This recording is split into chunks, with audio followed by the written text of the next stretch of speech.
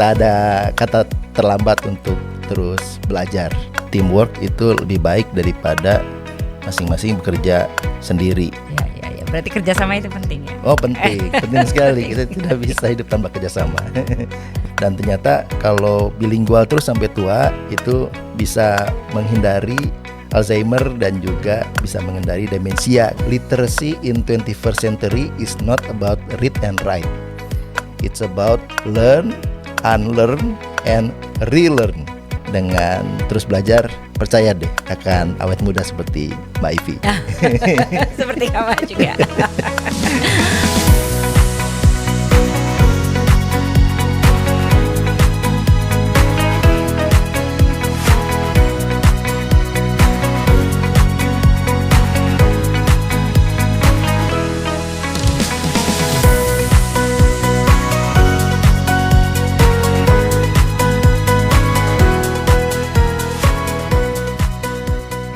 Du bist mein Feuer, wovon ich geträumt hab, lass dich nie mehr los.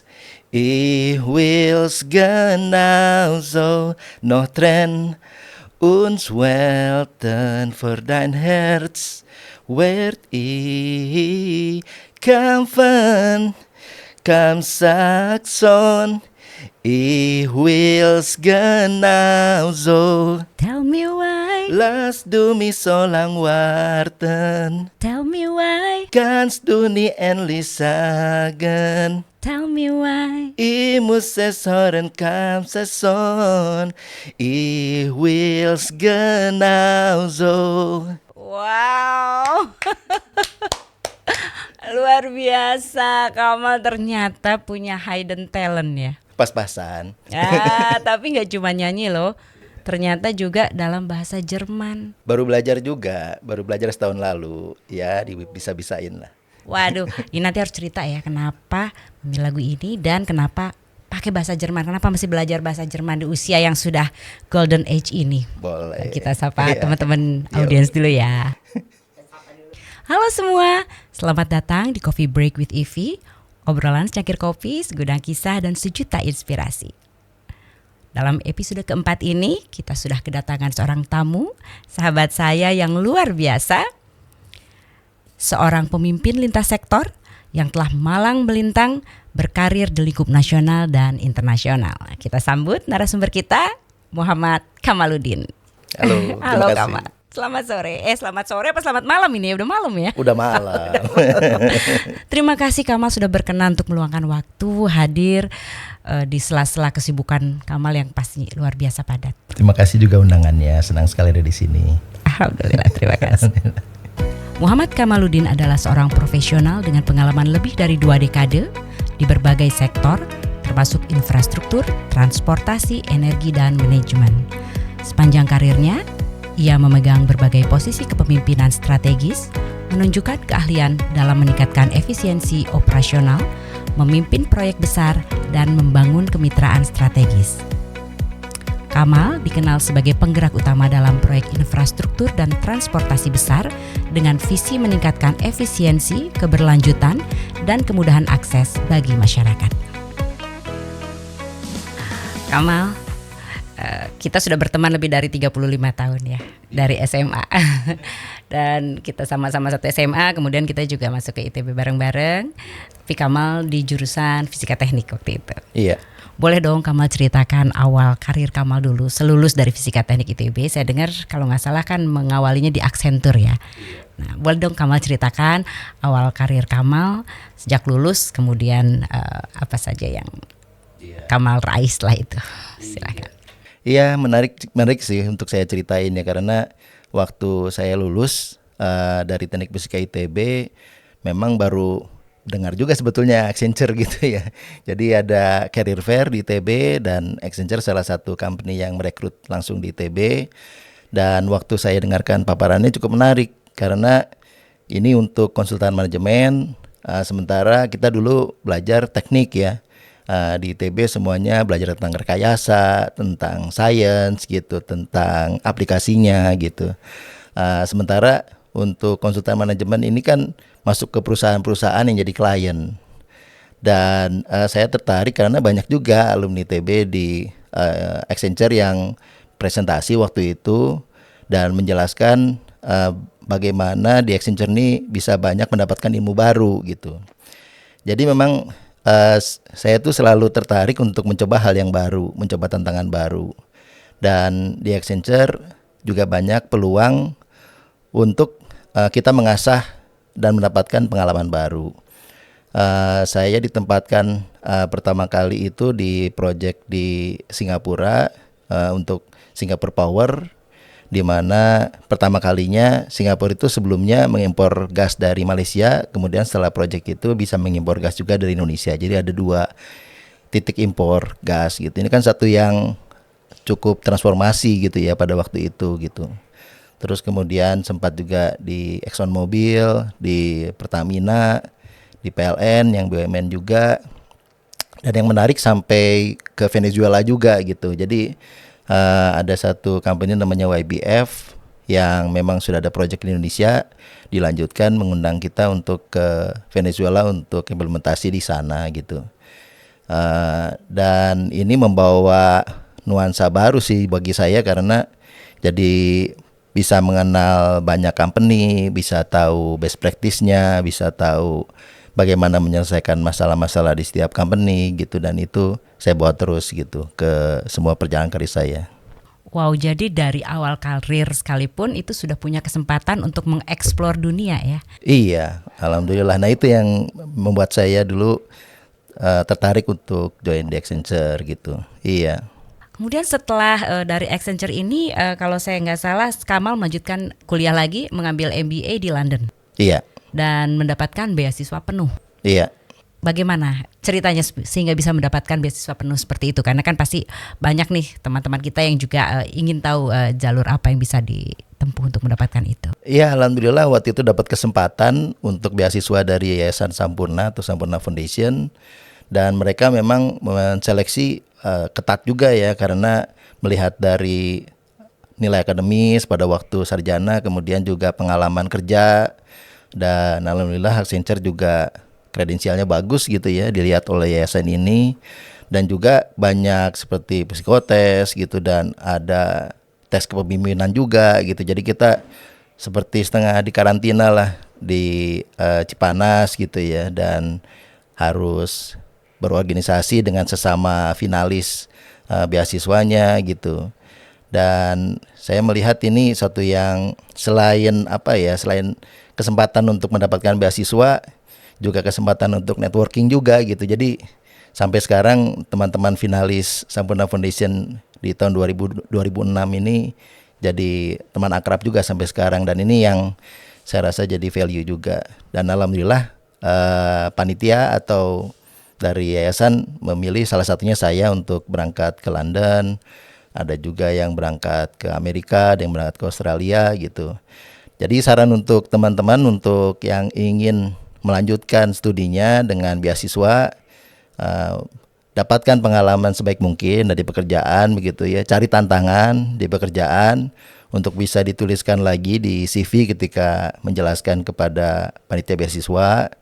Kemudian juga untuk jangan lupa mempersiapkan diri untuk tes kepemimpinan gitu, dan sebagainya yang selalu dicari rata-rata untuk beasiswa, dan juga oleh university biasanya ini kan harus diterima juga di university yang bagus juga gitu ya. Dan mereka mencari orang-orang yang memang punya karakter lah istilahnya gitu ya. Jadi bisa membuat essay yang menarik bagi admission office gitu, salah satunya di London Business School. Dan ini harus punya visi pribadi gitu yang bisa dimunculkan di situ. Jadi bukan hanya menjelaskan telah mengerjakan apa, tapi siapa kita gitu, siapa Anda gitu yang bisa dituliskan ke dalam essay itu yang bisa menarik gitu, bisa stand out dibandingkan dengan aplikan yang lain. Sekarang kan juga ada banyak ya, maksudnya LPDP dari Indonesia sendiri gitu untuk beasiswa. Kemudian ada Australian Awards dari Australia, dari UK juga ada, dari Jerman juga ada juga gitu.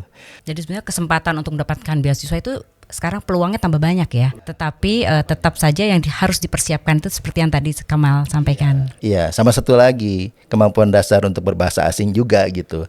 Kalau ingin bisa kuliah di Inggris atau di Amerika atau di Australia kan tentu IELTS-nya atau TOEFL-nya harus bagus gitu. Kalau ke Jerman juga harus bisa dapat sertifikat apakah B1 atau B1 atau B2 gitu. Setiap negara tentunya punya standar masing-masing dan ini dari awal perlu diasah gitu kemampuan bahasanya. Jangan ragu lah untuk belajar bahasa baru. Kamal, sekarang kita berlanjut ke karir, ke pekerjaan yang Kamal lakukan selama ini. Saya lihat dari CV ya, itu Kamal banyak memimpin proyek-proyek besar. Apa sih tantangan terbesar yang pernah Kamal hadapi dan berhasil taklukkan lah dari tantangan-tantangan proyek-proyek itu? Yang pertama mungkin yang di Singapura ya, yang tadi saya ceritain untuk kerja di Singapura Power, mereka membuat perusahaan baru yang namanya Power Gas. Ini karena ada perubahan impor yang dulunya gasnya hanya dari Malaysia, kemudian diimpor dari Indonesia juga.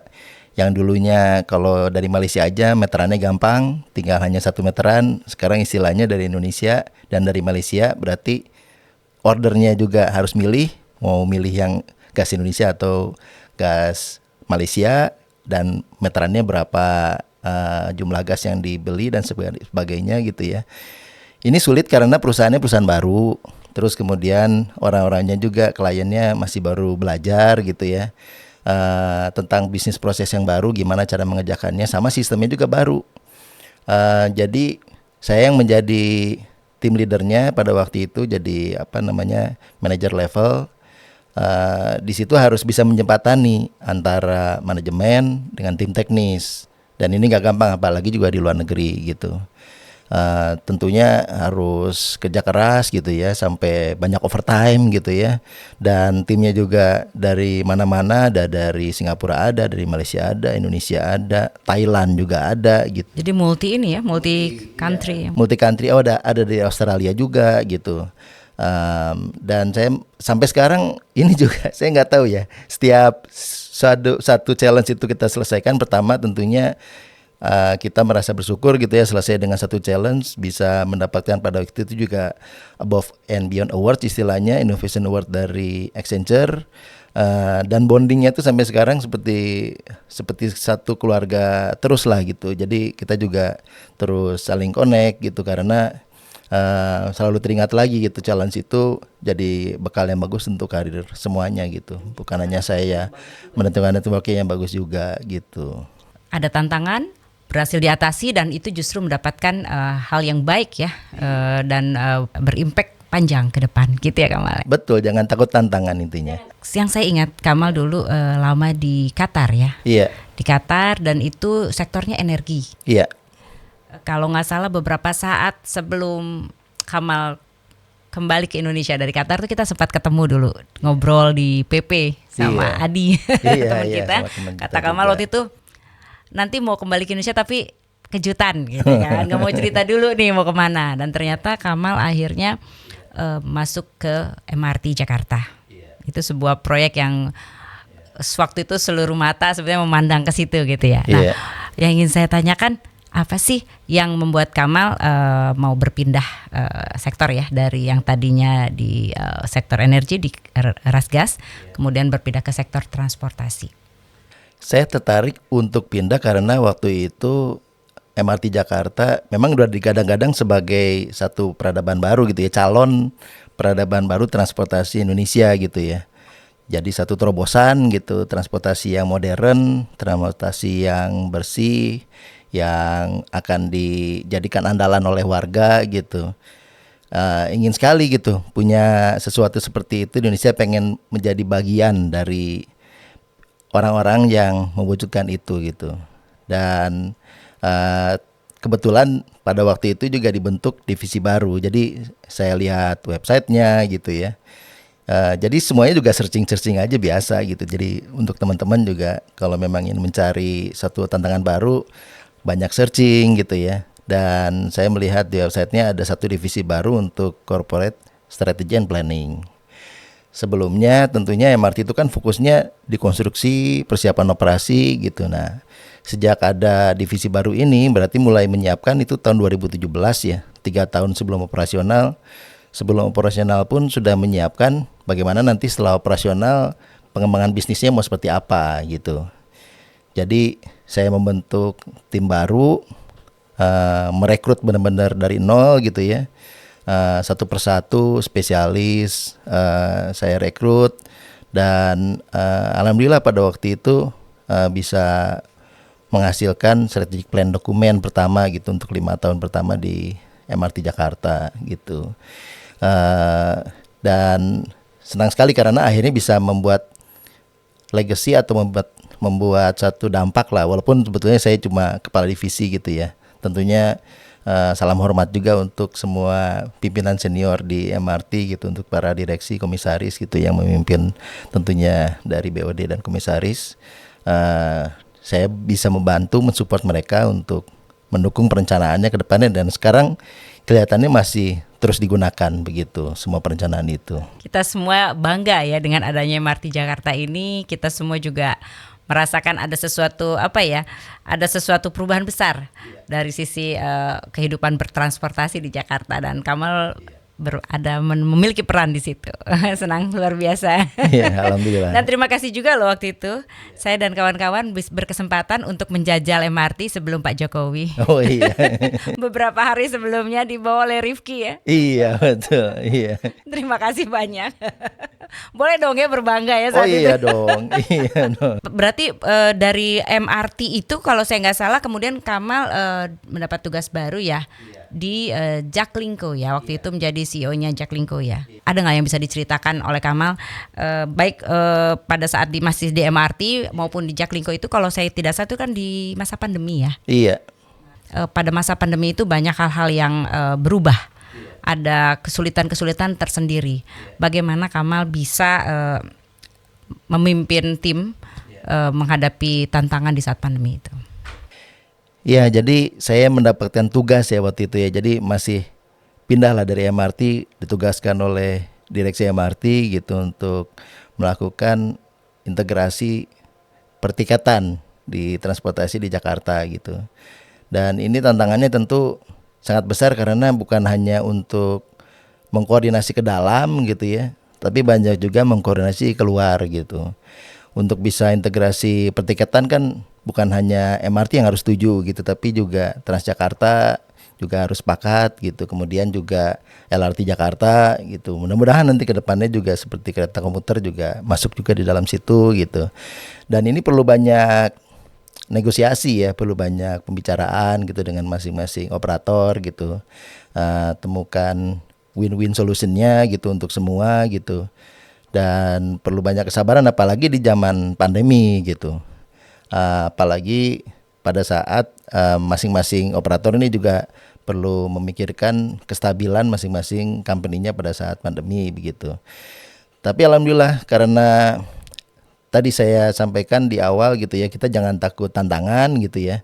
Dan kita memilih tim harus yang paling bagus gitu ya. Jadi merekrut yang betul-betul profesional, dan saya menyapa juga teman-teman yang membantu dulu begitu ya, semuanya the best team member ever gitu yang sudah membantu dan bekerja bersama-sama gitu dari mulai awal, dari mulai mendesain dan juga konsultan juga ya, ada konsultan profesional juga dari KPMG yang support begitu, dan semuanya ini harus diramu nih, semuanya harus disinkronkan gitu ya. Ada orkestrasi lah gitu di level saya pada waktu itu yang memastikan semuanya bisa berjalan gitu. Tapi yang saya apresiasi juga adalah para pengguna transportasi itu di Jakarta gitu. Mereka juga banyak yang hardcore komuter juga gitu ya, istilahnya betul-betul mereka setiap hari menggunakan transportasi umum. Dan sepertinya peta transportasi, jadwal transportasi itu udah ada di kepala mereka gitu. Jadi kalau ngelihat diskusi di online tuh mereka bisa menyarankan rute kemana, jamnya itu yang paling efektif seperti apa, dan itu kita coba copy juga ke sistem gitu. Iya, jadi Dan berdasarkan informasi yang kita dapatkan dari masing-masing operator, itu kita dapatkan dan dibuat sistemnya supaya bisa merencanakan perjalanan dari titik A sampai titik B dimanapun di Jakarta itu bisa dijangkau dengan angkutan umum. Jadi memang ada ruang komunikasi juga dengan masyarakat ya untuk memberikan input kepada para pemangku kepentingan di sini. Iya, dimulai dari zaman MRT sebetulnya ya. Dari zaman MRT sudah menjalin banyak komunikasi dengan banyak komunitas, apakah itu komunitas pengguna transportasi atau bahkan komunitas disabilitas gitu. Dan semua komunitas kita libatkan untuk membantu mendesain sesuatu yang terbaik yang bisa dimanfaatkan oleh semua di Jakarta ini gitu. Kamal, menarik sekali cerita tadi tentang MRT dan Jaklingko. Apalagi saya termasuk yang mengikuti sepak terjangnya Kamal. Bahkan waktu ada presentasi Jaklingko juga saya hadir ikut di Zoom-nya itu. Yeah. Termasuk ada putri saya yang sebetulnya tinggalnya di Kanada ya. Lalu dia ikut nonton dan dia bilang, "Mam, wow ini keren banget. Ini bahkan advance jauh lebih bagus daripada sistem yang sudah ada di Kanada." Jadi di Kanada itu dia punya namanya Kompas Card. Oke. Mungkin itu seperti Jaklingko kita, cuman ya karena mungkin sistem dia itu sudah lama ya. Makanya ketika Jaklingko datang dan kemudian di situ Kamal mempresentasikan ya tentang seperti apa Jaklingko, itu luar biasa sekali menurut anak saya. Ini jauh advance daripada apa yang biasa di tempat dia di sana gitu. Jadi tepuk tangan dulu lah buat Jaklingko dan teman-teman Kamal. Selanjutnya dari Jaklingko, Kamal beralih lagi nih ya, udah dari energi, kemudian transportasi, sebelumnya manajemen, energi, transportasi, sekarang ke yang namanya GIS. Iya. Yeah. Di situ Kamal berperan sebagai senior advisor dan implementation manager. Bisa nggak dijelaskan lebih lanjut apa saja sih fokusnya dan apa itu GIS gitu kepada kita-kita? GIZ ini development agency dari Jerman ya. Milik pemerintah Jerman untuk membantu kerjasama internasional, salah satunya dengan Indonesia. Di Indonesia sebetulnya sudah cukup lama dan operasionalnya juga ada banyak, ada 400-an orang lebih begitu tersebar di seluruh Indonesia dari mulai Aceh sampai dengan ke Papua gitu. Dan sektornya banyak sekali, mulai dari infrastruktur hijau yang saya masuki, kemudian juga ada energi, ada kehutanan gitu. Dan lain-lain gitu ya, ada banyak yang dikerjakan oleh GIZ, nanti panjang sekali gitu ceritanya. GIZ ya, GIZ ya, GIZ. Kalau mau lihat website itu giz.de gitu. Dan saya memang selalu tertarik untuk mencari tantangan baru gitu. Karena di MRT dan di Jaklingko kalau di jumlah-jumlah itu dari 2017 sampai 2023 udah lama ya. Saatnya untuk mencari tantangan baru, dan kebetulan ada satu project di GIZ yang sedang mencari senior advisor pada waktu itu. Projectnya namanya Prakarsa Infrastruktur Hijau atau Green Infrastructure Initiative, di bawahnya lagi ada Green Infrastructure Development. Ini mempersiapkan infrastruktur seperti air, seperti pengolahan sampah, kemudian juga urban public transport gitu di 6 provinsi di Indonesia, dari Jawa Barat, Jawa Tengah, Jawa Timur, Bali, Nusa Tenggara Timur, dan Yogyakarta gitu. Dan partner pada waktu itu adalah Kementerian Koordinator Maritim dan Investasi. Nanti ini akan beralih lagi ke Kementerian Koordinator Infrastruktur, itu sedang dalam proses. Dan ini suatu yang sangat besar ya dampaknya bagi Indonesia, karena ada hibah dari pemerintah Jerman untuk melakukan prastudi kelayakan untuk pembangunan infrastruktur tadi, supaya Indonesia tidak perlu sulit-sulit mencari bagaimana anggaran untuk mendesainnya gitu ya, untuk mencari prastudi kelayakannya.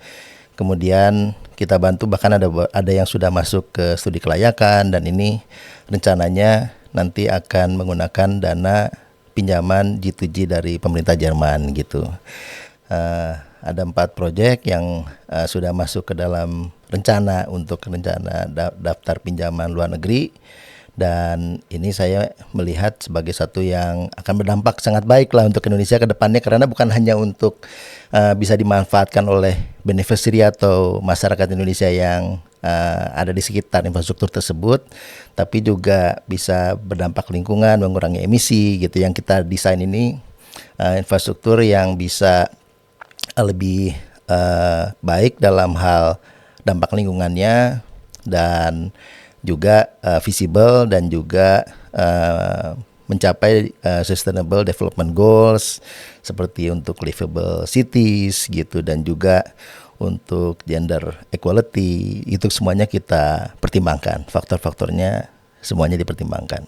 Wah, apabila itu bisa diimplementasikan, tentunya dampaknya bagus sekali ya buat masyarakat kita. Iya, dan harapannya supaya lebih cepat lagi pembangunan Indonesia dibantu untuk diciptakan atau diwujudkan di Indonesia, dan tentunya kenapa tidak dengan kerjasama internasional begitu. Ini juga akan sangat mendorong.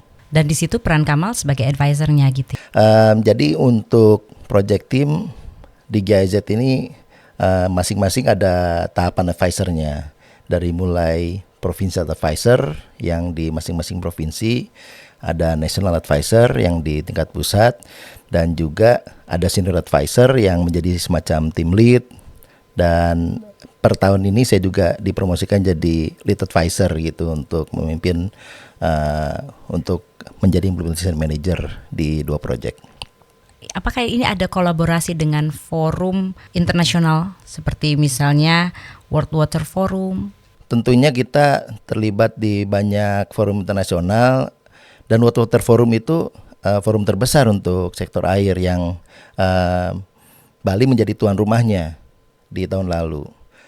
Semua negara hadir di situ gitu ya, menteri terkait gitu, dan membicarakan deklarasi juga apa yang bisa disinergikan antar negara ini, dan tentunya banyak statement yang muncul yang bisa mendorong pembangunan sektor infrastruktur tersebut di Indonesia dan juga di negara-negara lain. Itu menjadi satu hal yang membanggakan ya, di Indonesia bisa menjadi tuan rumah World Water Forum tahun lalu, sangat sukses, dan kita juga terlibat di situ, dan kita bekerja sama dengan dengan Kementerian Koordinator Maritim Investasi, dengan Bappenas, dengan Kementerian PU untuk acara di situ, dan juga ada satu pemerintah daerah juga yang di showcase di proyek itu, yaitu dari pejabat Gubernur Nusa Tenggara Timur gitu. Ada satu dialog yang saya lead juga pada waktu World Water Forum bersama deputi dan juga perwakilan dari kementerian dan juga pejabat gubernur. Jadi berarti sudah betul-betul multi instansi juga ya yang berperan di sini ya? Betul, iya. Jadi satu yang kompleks, dan ini luar biasa ya, saya rasa bisa menjadi basis juga untuk menjadi best practice bagaimana mengembangkan infrastruktur ke depannya, karena perlu banyak kecocokan, perlu banyak keselarasan, begitu sinkronis antara rencana pemerintah pusat, kemudian juga kesiapan di pemerintah daerah, dan juga kesiapan pendanaan bisa juga dari pinjaman antar negara begitu untuk mendukung pendanaannya. Jadi kalau begitu ya, GIZ ini dari Jerman kan ya? Iya, dari Jerman. Berarti itu ya jawabannya kenapa tadi Kamal memilih untuk menyanyikan lagunya Tell Me Why. Iya. Tapi dalam bahasa Backstreet Jerman. Berarti Boys. udah jagoan nih bahasa Jermannya nih. Ya, baru belajar, baru tahun lalu, baru setahun lah ya. Dan karena di kantor tentunya banyak ya advisor internasional dari Jerman, ya ini banyak dialog juga, banyak belajar, dan memang beda sekali sih ya. Tapi kalau kita pakai sehari-hari gitu, live it, ternyata gampang juga gitu ya. Wah, serius nih. Tapi huruf alfabetnya aja berbeda banyak ya. Iya, tapi kan jangan terlalu terpaku pada yang teknis gitu ya. Kalau menurut saya belajar bahasa itu lebih banyak dipraktekkan gitu, lebih banyak dicoba, baik itu tertulis, baca, dengar, dan bicara begitu ya. Itu akan lebih cepat gitu dibandingkan kita terpaku pada yang teknis seperti huruf, kemudian grammar gitu, dan Kemudian baru tahapan pertama sudah merasa sulit gitu ya. Baru lihat hurufnya aja udah bingung. Alhamdulillah gitu di usia yang sudah senior masih bisa gitu ya. Iya itu yang saya kagum di usia yang usia kita ini gitu ya, yang lagi lucu-lucunya ini, tapi Kamal masih punya keinginan untuk belajar dan masih bisa membuktikan itu. Berarti yang muda-muda harusnya lebih ini lagi dong ya, energinya kan masih lebih banyak. Iya, menurut saya lebih banyak. Dan ada satu yang menarik ya, saya baca satu paper ya dari National Institute of Health ya, dari satu penelitian di India gitu. Jadi baru-baru aja kira-kira mungkin 2 tahun lalu lah meneliti satu provinsi gitu di India dan membandingkan memang ada komunitas yang sehari-hari bilingual, ada komunitas yang sehari-hari satu bahasa gitu ya. Dan ternyata kalau bilingual terus sampai tua itu bisa menghindari Alzheimer dan juga bisa menghindari demensia katanya gitu. Jadi karena ternyata dengan mengasah bahasa itu ada dampaknya juga pada sel-sel otak kita gitu. Jadi semakin kita bisa berbahasa lebih dari satu, itu semakin baik untuk otak kita ya. Ya tidak perlu dipaksakan menjadi satu yang advance gitu ya, tapi dinikmati aja gitu. Mungkin sehari-hari gitu belajar bahasa baru. Apalagi sekarang kan makin banyak pergaulan internasional gitu. Bukan cuma hanya bahasa Inggris, tapi bahasa Jerman. Ada juga teman yang belajar bahasa Mandarin, bahasa Korea gitu. Anak-anak muda cepet banget kayaknya belajar bahasa Korea gitu dan pakai aja gitu terus gitu. Jadi, sudah banyak juga platform yang mempermudah kita untuk belajar ya. Ada Duolingo atau apa gitu. Ada beberapa lah. Dan banyak juga sekarang jadinya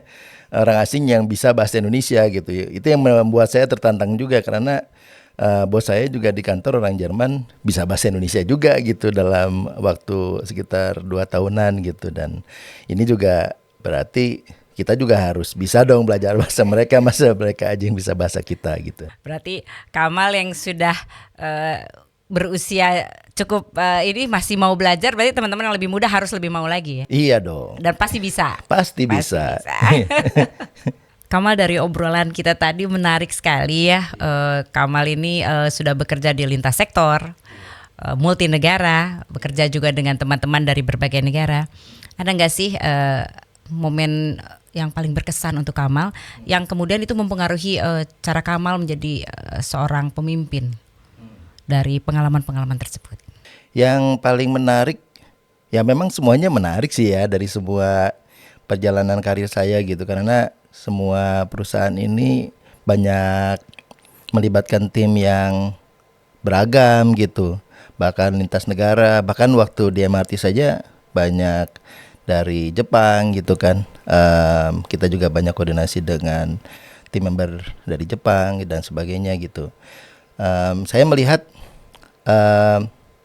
yang paling berkesan itu adalah memanfaatkan bagaimana potensi dari masing-masing tim member ini bisa dimaksimalkan gitu. Jadi bahwa teamwork itu lebih baik daripada masing-masing bekerja sendiri, dan ini harus banyak diwujudkan dengan memberikan otonomi, memberikan kepercayaan begitu ke masing-masing tim, diberikan scope yang jelas begitu dari masing-masing pekerjaan, dan mereka harus bisa diapresiat begitu apabila mereka memang mencapai objektifnya, dan apakah itu dari Indonesia atau dari negara lain, semuanya pasti punya potensi, punya kelebihan dan kekurangan masing-masing, dan itu yang harus dimanfaatkan. Jadi kita perlu banyak fokus di kelebihan masing-masing, maksimalkan kelebihan dari masing-masing tim member, tempatkan di posisi yang cocok begitu, dan berikan kepercayaan, berikan dorongan untuk bisa membuat hasilnya maksimal secara bersama-sama. Jadi dengan Kamal sudah melintasi berbagai sektor dan berbagai negara ini, itu ya poin yang akhirnya didapatkan, bagaimana membuat tim yang bisa bekerja bersama-sama gitu ya. Karena kalau kerja sendiri nggak mungkin. Kerja sendiri nggak mungkin. Kerja sendiri justru itu kelebihannya kita dari AI mungkin ya. Jadi manusia memang ya contohnya kalau teman-teman baca buku Sapiens gitu ya, kelebihan kita sebagai spesies memang kita bisa bekerja sama gitu, dan itu yang membuat kita bisa survive dan membuat kita bisa membuat dampak yang sangat besar gitu di planet ini. Dan itu bisa dilatih ya? Betul. Untuk semakin bagus gitu ya dalam bekerja sama. Semua orang itu bisa dipandu gitu ya, bisa di-guide untuk menghasilkan output yang maksimal. Kamal, tadi kita bicara tentang tim ya, tim kerja sama tim, personal. Bagaimana Kamal mendorong kolaborasi lintas sektor? Banyak yang bisa dimanfaatkan ya. Jadi yang pertama kita harus membuka kesempatan gitu ya bagi apakah itu komunitas gitu, apakah itu asosiasi atau bahkan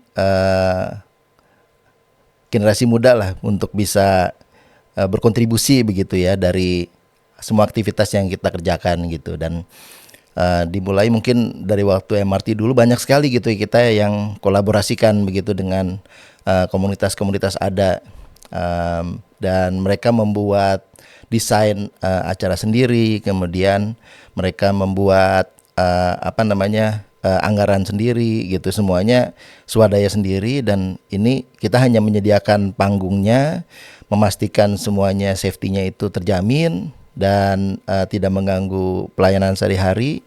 Itu bisa diwujudkan di tempat yang mereka juga bisa berkreasi secara maksimal gitu, dan masyarakat juga bisa menikmati. Di sektor yang saya sendiri di GIZ sekarang tentunya banyak sekali, karena saya sedang mengerjakan banyak sektor sekarang, seperti di sektor untuk pengolahan sampah gitu. Dan ini penting sekali ya, karena seperti pengolahan sampah dan pengolahan air itu ada hulu ada hilirnya. Jadi kalau teman-teman mungkin kita terbiasa melihat hanya dari ujung yang kita lihat seperti dari rumah atau dari kantor. Banyak komunitas yang kita bisa kerjasamakan, seperti bagaimana memastikan bisa memilah sampah dari awal begitu ya, apakah itu sampah plastik, sampah kertas, sampah makanan, sampah baterai gitu ya, elektronik dan sebagainya. Kemudian ada juga yang disebut dengan bank sampah yang bisa mengumpulkan materi-materi sampah yang masih bisa didaur ulang begitu. Bahkan bisa melakukan daur ulang sendiri menjadi bentuk tas atau menjadi bentuk yang bisa digunakan lagi gitu. Dan juga ada komunitas yang bisa membantu untuk mengambil sampah yang berserakan begitu ya. Bahkan kalau melihat ada beberapa seperti Instagram Bule Sampah gitu ya, yang dari luar negeri sendiri pun banyak membantu gitu untuk kesadaran masyarakat untuk bisa lebih baik gitu dalam dalam mengurangi sampah yang ada. Di ujungnya kita dorong juga untuk membangun infrastruktur pengolahan sampah yang baik begitu, apakah itu diolah menjadi bahan baku untuk pengolahan di pabrik gitu ya, seperti RDF istilahnya ya, yang bisa digunakan seperti di pabrik semen gitu, atau misalkan untuk pupuk begitu, atau jadi bahkan untuk digunakan recycle untuk begitu, menjadi barang yang berguna lagi begitu. Dan ini dari hulu ke hilir banyak sekali pihak yang terlibat begitu ya, bukan hanya dari pemerintah tapi dari komunitas, dari warga, dan juga sektor-sektor yang terkait begitu, yang sampai semuanya bisa menjadi satu ekosistem yang lebih baik. Jadi penting sekali ya, berarti adanya kerjasama kolaborasi lintas sektor tersebut untuk mensukseskan program-program yang selama ini Kamal kerjakan. Iya. Berarti kerjasama itu penting ya. Oh penting sekali. Kita tidak bisa hidup tanpa kerjasama. Dari obrolan kita tadi, saya bisa melihat betapa Kamal itu sangat menyukai tantangan ya. Iya. Kan Kamal berani untuk mengambil tantangan-tantangan dari proyek-proyek yang berdampak besar kepada masyarakat. Iya. Apa sih yang mendasari motivasi Kamal menyukai tantangan-tantangan besar tersebut? Iya, jadi saya tertarik karena untuk proyek-proyek besar itu banyak dampaknya, bukan hanya untuk ekonomi ya, bukan hanya untuk ekonomi perusahaan atau ekonomi pribadi atau keluarga gitu, tapi juga dampak untuk para penggunanya, banyak orang yang bisa menikmati manfaatnya gitu, dan juga dampak bagi planet gitu, dampak bagi lingkungan. Karena misalkan seperti proyek transportasi itu kan banyak yang menggunakannya, dalam sehari itu bisa jutaan orang yang bisa menggunakan jasa transportasi, terbantu mobilitasnya gitu. Mereka bisa pergi ke tempat kerja, pergi ke tempat sekolah tanpa terganggu gitu. Dan kalau lebih banyak lagi yang menggunakannya, semua orang akan bisa mendapatkan manfaat, terutama karena tidak ada kemacetan lagi. Polusi juga berkurang, udara juga yang kita hirup jadi lebih baik lagi gitu. Dan bagi semuanya tentunya ini akan menjadi satu yang dikenang ya, dan ini menjadi kepuasan tersendiri karena kalau hanya dampak ekonomi tentunya hanya bisa dinikmati sementara, sedangkan untuk dampak bagi pengguna dan dampak bagi lingkungan ini kan bisa dinikmati selamanya gitu. Mudah-mudahan ini juga bisa menjadi amal yang tidak terputus gitulah, bisa terusan insya Allah gitu. Luar biasa. Jadi motivasinya itu ya nggak sekedar untuk keuntungan sesaat, keuntungan pribadi ataupun perusahaan, tapi lebih ke impactnya yang luas kepada masyarakat. Banyak. Wow, luar biasa. By the way Kamal, ini tuh kita dari tadi ngobrol ya, saking asiknya, serius banget, kita lupa bahwa sebenarnya harusnya kita di sini sambil santai-santai sambil ngopi. Jadi gimana kalau kita ngopi dulu? Ayo. Sambil ngemil juga boleh. Oh iya. Oke. Kamal. Iya. Kamal lebih suka kopi hitam atau kopi pakai susu? Lebih suka latte sih, latte yang pakai susu gitu. Ya karena kombinasinya pas lah gitu ya.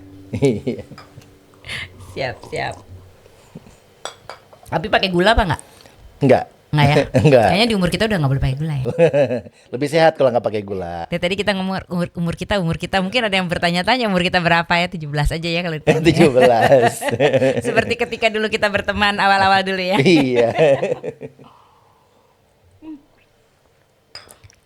Enggak dicicipin. Oh iya. Makasih. Oke, kita lanjut lagi nih Kamal. Yuk. Kamal boleh dong kasih saran untuk teman-teman kita, audiens kita yang sekarang sebagai profesional muda yang ingin menjadi pemimpin di sektor yang mereka geluti saat ini. Ada nggak sih kiat-kiat dari Kamal untuk mereka agar bisa menjadi pemimpin yang baik seperti Kamal?